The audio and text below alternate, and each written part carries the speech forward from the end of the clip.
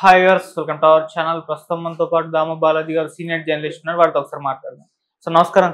నమస్తే సార్, పొంగులేటి శ్రీనివాస్ రెడ్డి గారి ఇంటి పైన ఈడీ దాడులు జరుగుతున్నాయి సార్. ఇప్పుడు ఇదంతా కూడా షాకింగ్ గా మారిపోయింది. సో మరి దాడులు ఎవరు చేయిస్తున్నారు? ఇటు కాంగ్రెస్ సార్ లేకుంటే బీజేపీ అన్న కూడా చర్చ కూడా జరుగుతుంది. మరి ఎవరు చేయిస్తున్నట్టు, మరి ఇప్పటి వరకు అయితే ఎంత వరకు అతని దగ్గర నుంచి డబ్బు స్వాధీనం చేసుకున్నారు సార్ ఈడీ వాళ్ళు?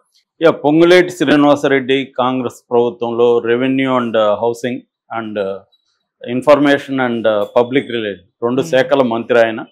సో ఆయన ఇంటి మీద శుక్రవారం శనివారం నిన్న మొన్న దాడులు పెద్ద ఎత్తున ఇంటి మీద ఆఫీస్ మీద జరిగాయి.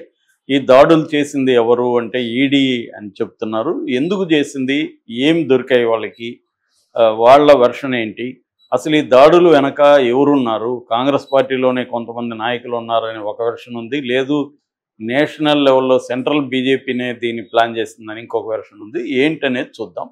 సో ప్రధానంగా మనకి పొంగులేటి శ్రీనివాసరెడ్డి ఎవరు అంటే 2014లో ఖమ్మం నుంచి వైసీపీ తరఫున ఆయన ఎంపీగా గెలిచాడు, లోక్సభకి వెళ్ళాడు. ఆ తర్వాత ఆయన 2018లో అప్పటి టీఆర్ఎస్లో చేరాడు. టీఆర్ఎస్లో చేరిన తర్వాత 2023లో ఆయన మళ్ళీ బీఆర్ఎస్ అప్పటికి బహిష్కరించింది. ఆయన పార్టీ వ్యతిరేక కార్యక్రమాలు చేస్తున్నారని బహిష్కరించింది. అప్పటికే ఆయన కాంగ్రెస్లోకి వెళ్ళాలని ప్లాన్ చేసుకున్నాడు.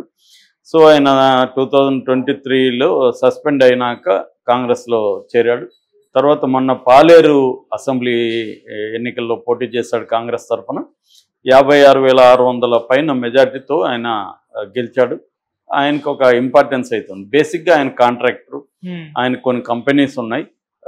సో ఇప్పుడు ఆయన మీద దాడులు ఈడీ దాదాపు 15 బృందాలుగా ఏర్పడి దాడులు చేశాయి. ఈ దాడులకు ప్రధానంగా వాళ్ళు చెప్తున్నది ఏంటంటే లగ్జరీ వాచ్ల స్మగ్లింగ్ చేస్తున్నాడు ఆయన. అట్లాగే యూరో ఎగ్జిమ్ బ్యాంక్కి సంబంధించిన తప్పుడు గ్యారంటీలు ఉన్నాయి. అట్లాగే టీడీఎస్ ఎగవేత జరిగింది, అక్రమ ఆస్తులు ఉన్నాయి. రాఘవ ప్రైడ్ అనే కంపెనీ కన్స్ట్రక్షన్ అవి చూస్తుంది, దాంట్లో అనేక అక్రమాలు జరిగాయి. తర్వాత కొన్ని ఎలక్ట్రిక్ కంపెనీస్ ఉన్నాయి, దాంట్లో కూడా అక్రమాలు జరిగాయి. సో ఓవరాల్గా ఒక 870 కోట్ల వరకు దొరికింది ఈయన దగ్గర. విపరీతంగా ఎక్కడ చూసినా ఆఫీసుల్లో ఇళ్లలో డబ్బులు కట్టలు దొరికాయి అన్న ఒక న్యూస్ అయితే లీక్ అయింది. వీళ్ళ కొడుకు హర్షారెడ్డి పేరు కూడా రంగంలోకి వచ్చింది. వీళ్ళ కొడుకుకి సంబంధించి మొన్న ఫిబ్రవరి 5వ తేదీ చెన్నై ఎయిర్పోర్ట్లో మహమ్మద్ మబీన్ అనే ఒక స్మగ్లరు పట్టుబడ్డాడు. కస్టమర్లకి అక్కడ ఆఫీసర్లకి, కస్టమ్స్ ఆఫీసర్లకి పట్టుబడితే అతని దగ్గర ఒక 7 వాచ్లు దొరికాయి. ఆ 7 వాచ్లు లేదంటే పాటెక్ పిలుపు బ్రెగ్యూట్ అనే 2 కంపెనీలకు చెందిన 7 వాచ్లు దొరికాయి. ఒక్కొక్క వాచ్ ఖరీదు 5 కోట్లు.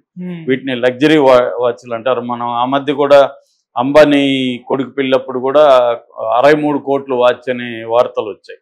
మనకి ఇక్కడ కూడా రామ్ చరణ్కి వాచ్లు పిచ్చుంది, అతను కోట్ల ఖరీదు చేసే వాచ్లు కడతాడు. అట్లాగే సినిమా వాళ్ళు చాలామంది వాచ్లు, ఆ మధ్య ఎవరు మన కవిత వాచ్ 20 లక్షలు అంటేనే షాక్ అయ్యారు. నిజానికి కోట్లలో వాచ్లు ఉండడం, వాటిని ఎక్స్ట్రా లగ్జరీ వాచెస్ అంటారు. సో అలాంటి వాచ్లు ఇతను తెస్తుంటే దొరికాడు. ఈ వాచ్లు ఎవరి కోసం అంటే హర్షారెడ్డి పేరు చెప్పాడు అతను. హర్షారెడ్డి ఎవరు? పొంగులేటి కొడుకు, పొంగులేటి శ్రీనివాసరెడ్డి కొడుకు హర్షారెడ్డి.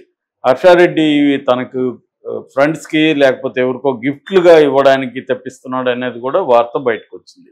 సో ఇదే ఒక అంశం. అంటే ఈ హర్షారెడ్డి ద్వారా స్మగిల్ చేస్తున్నారు ఈ లగ్జరీ వాచెస్ని విదేశాల నుంచి అనేది ఒక అంశం. ఓవరాల్గా ఇతని మీద 870 కోట్లు దొరికిందని దీనికంతా ఇప్పుడు డాక్యుమెంట్స్ అవన్నీ పరిశీలించిన తర్వాత ఈడీ అఫీషియల్గా అనౌన్స్ చేస్తుందని అంటున్నారు. అయితే ఈ విషయాన్ని ఇప్పటి వరకు పొంగులేటి ఎక్కడా ఖండించలేదు, రేవంత్ రెడ్డి కూడా ఖండించలేదు. ఓన్లీ పిసిసి అధ్యక్షుడు మహేష్ కుమార్ గౌడ్, తర్వాత అద్దంకి దయాకర్, వీళ్ళిద్దరూ గట్టిగా ఖండించినట్టు కనబడుతుంది. మిగతా వాళ్ళు ఏం మాట్లాడట్లేదు. అంటే దీని వెనక ఎవరున్నారు, ఎందుకు ఇలా చేయించారు అన్నప్పుడు ఒక వెర్షన్ ఏమంటే కోమటిరెడ్డి బ్రదర్స్ పేరు వస్తుంది. కోమటిరెడ్డి పేరు చెప్పట్లేదు కానీ బ్రదర్స్ ఉన్నారు. బ్రదర్స్ అంటే మన కాంగ్రెస్ రాజకీయాల్లో వీళ్ళిద్దరే ఇప్పుడు యాక్టివ్గా. ఎందుకంటే ఇప్పుడు అక్కడ మన తెలంగాణలో డీకే శివకుమార్ లాగా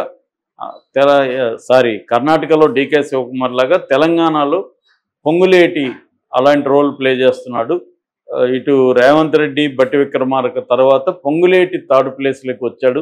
అట్లాగే నేషనల్ లెవెల్లో కూడా రాహుల్ గాంధీ ఫ్యామిలీతో కావచ్చు, అక్కడ ఉన్న నేషనల్ లెవెల్ లీడర్ ఖర్గే లాంటి వాళ్ళతో కావచ్చు, కేసీ వేణుగోపాల్ లాంటి వాళ్ళతో కావచ్చు, చాలా మంచి సంబంధాలు మెయింటైన్ చేస్తున్నాడు పొంగులేటి. ఇతన్ని దెబ్బ కొట్టకపోతే ఇతను మరొక డీకే లాగా ఇక్కడ కూర్చునే అవకాశం ఉంది అని ఈ బ్రదర్సే ఇతని వ్యాపారాలకు సంబంధించి ఈడీకి ఒప్పందించారనేది ఒక వెర్షన్.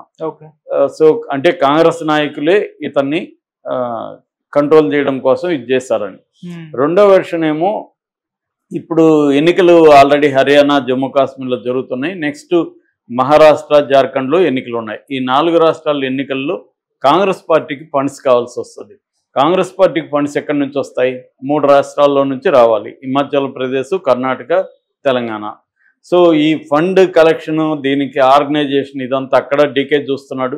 అందుకని డీకే మీద కూడా ఈ మధ్య నిఘా ఎక్కువైంది. డీకే పిఎంను కూడా కలిశాడు. ఈ మధ్య పిఎంను కలిసినాక డీకే వాయిస్లో చేంజ్ వచ్చింది. అలాగే ఇక్కడ డీకే లాగా పొంగులేటి ఫండ్ ఇదంతా చూస్తున్నాడు. ఆల్రెడీ ఒక ఫస్ట్ పేజ్ ఫండ్ ఢిల్లీకి వెళ్ళింది. మహారాష్ట్ర మీదుగా ఢిల్లీకి తరలించిన దాంట్లో పొంగులేటి ప్లానింగే ఉంది మొత్తం. సో నెక్స్ట్ కూడా పేజెస్కి ఫండ్స్ని కలెక్ట్ చేసి డబ్బులు పెడుతున్నాడు. అందుకు ఈ విషయం లీక్ అయ్యి వాళ్ళు దాడి చేశారు. ఎందుకంటే మామూలుగానే మోడీ గురించి మనకు తెలుసు, ప్రత్యర్థుల ఫండింగ్ సోర్సెస్ని కట్ చేయడం అనేది మోడీ వ్యూహాల్లో భాగం. అందుకని అప్పట్లో ఈ పెద్ద నోట్ల రద్దు కూడా మోడీ చేసింది. దీని వెనక వ్యూహం అదే అనేది చాలామంది చెప్పేది. ఎందుకంటే ముందుగానే తన ఫండ్స్ని ఆర్గనైజ్ చేసుకొని, తన ఫండ్స్ని కన్వర్ట్ చేసుకొని కొత్త ఈ పెద్ద నోట్లను రద్దు చేయడం ద్వారా ప్రత్యర్థుల డంప్స్ ఉంటాయి కదా, మనీ డంప్స్, అది నెరవేరం, అది పనికి రాకుండా అయిపోయే విధంగా మోడీ ప్లాన్ చేశాడు అనేది. ఎందుకంటే ఎలక్షన్లలో ఇవాళ మనకు తెలుసు ఫండింగ్ అనేది ఎంత ఇంపార్టెంట్ అనేది పార్టీలకి. గెలిచే ఎమ్మెల్యేగా గెలిచే వ్యక్తి ఉండొచ్చు, అతని దగ్గర డబ్బులు లేకపోవచ్చు, కానీ అతను గెలుస్తాడు. కానీ డబ్బులు కూడా పెట్టాల్సి వస్తుంది. అలాంటప్పుడు పార్టీనే డబ్బులు ఇవ్వడం అనేది అన్ని పార్టీలు చేస్తుంటాయి. సో అట్లాగే దాంతోపాటు పార్టీకి జనరల్గా కూడా ఫండ్ కావాలి, పబ్లిసిటీ ఇచ్చుకోవాలి, అనేక కార్యక్రమాలు చేయాలి, దానికంతా కూడా పార్టీ ఫండ్ కావాలి. అందుకని పార్టీ ఫండ్ లీగల్గా అంత సమకూరితే వాళ్ళకి సరిపోదు. కాబట్టి ఇల్లీగల్గా కూడా వాళ్ళు పార్టీ ఫండ్స్ అనేవి సమకూర్చుకుంటారు.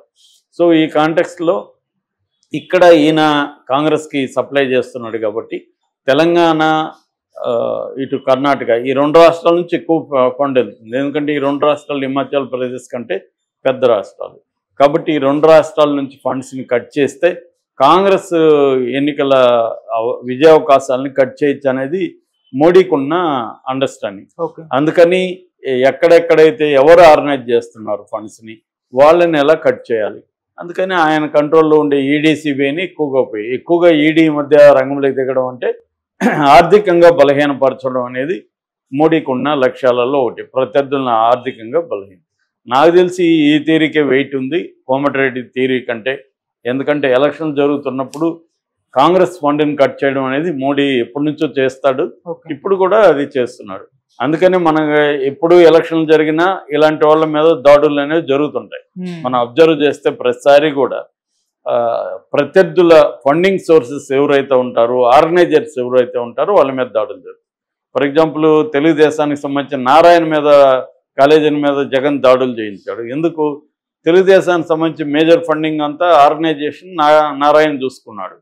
కాబట్టి నారాయణ దగ్గర ఏమన్నా ఫండింగ్ ఉంటే ఆ డబ్బులు దొరికితే మనం నారాయణ మీద కేసులు పెట్టచ్చు అని జగన్ ట్రై చేశాడు. కేసులు పెట్టచ్చు, ఒకటి సోర్స్ని కట్ చేయొచ్చు. సో మళ్ళీ కొత్తగా సోర్సుల్ని రెడీ చేసుకోవడానికి టైం పడుతుంది. ఇది వీళ్ళ ప్లాన్. ఎవరున్నా అధికారంలో ఇదే చేస్తుంటారు. ఆ మధ్య ఈ ఫోన్ ట్యాపింగ్ తర్వాత